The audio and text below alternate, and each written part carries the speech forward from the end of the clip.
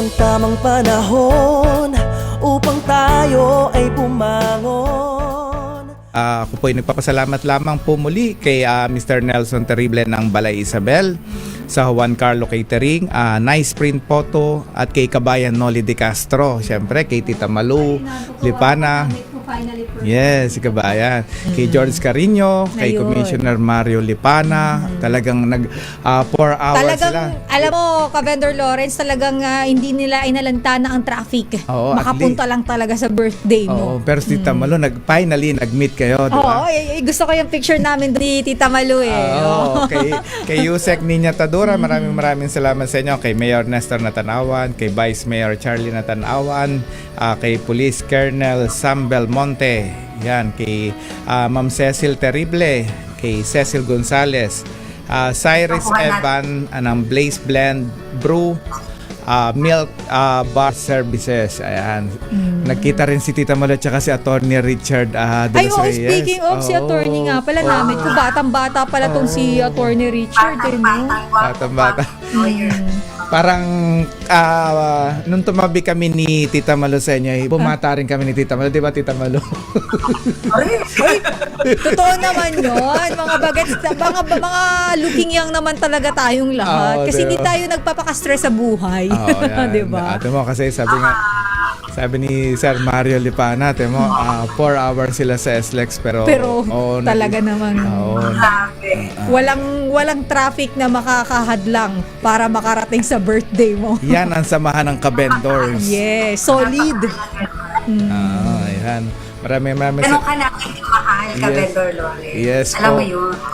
Tsaka talagang kita mo, si Tita Malu, prepared na yan. Si Tita Malu, tinawag diba? sa stage. Tinawag sa stage, pero still, marunong na siya. Marunong na talaga si Tita sabi ko, Malu eh. Ano lang Pwede yan? na talagang i-on the spot si Tita Oo. Malu.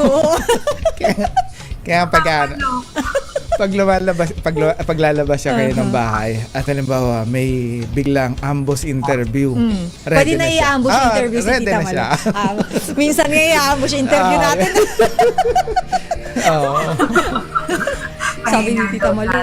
Kasi may ila-launch kami siguro before etong November, kasi meron tayong allowed na plugging. Si Tita Malu yung gagawin namin yung kasi babae siya eh. Mas maka-encourage niya yung diwa ng Pasko. Diwa ng Pasko, Yung ayan. greetings Ay, gusto ng ko yan. vendors. Oo. At tinatapos lang namin yung binabalot nga ni Ma'am Lynn Garcia. Yun kasi yung yun kasi yung nagre-repack, medyo sumasakit na yung likod ni Ma'am Lynn. Sabi niya, ano ba ito yung pinaparepack niyo sa akin? Kailan ba yun? Siguro mga 3 weeks na siya nagbabalot. Ay, talaga ba? Oo. Ganun karami. Oo, 3 weeks Ang nagre-repack niya. Ang gawin nag-repack kasi. Wow.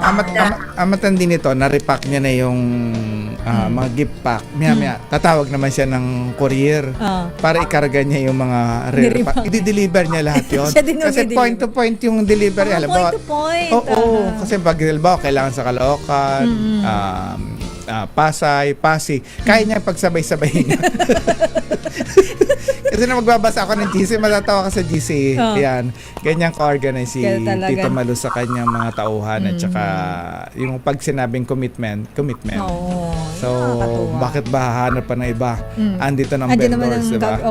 andiyan naman ang vendors. Kita mo Andiyan naman si Tita Malu. Andiyan naman si Ka-Vendor Lawrence. Kita mo si Kabayan, talagang hard sell yung vendors, diba? Oo, nga si diba? Kabayan eh. Oo, hindi nag-i-endorse ng gano'n. Nagulat nga ako kay Kabayan, kay Tita Malu, tsaka Ka-Vendor Lawrence eh. Pagtayo niya talaga doon, talagang gumanon talaga. Vendor. Vendor talaga. Diba? Yung gano'n, Ganon, oo. Alam na mga millennial yan. Kasi heart sign yung Ka-Vendor. Ayan.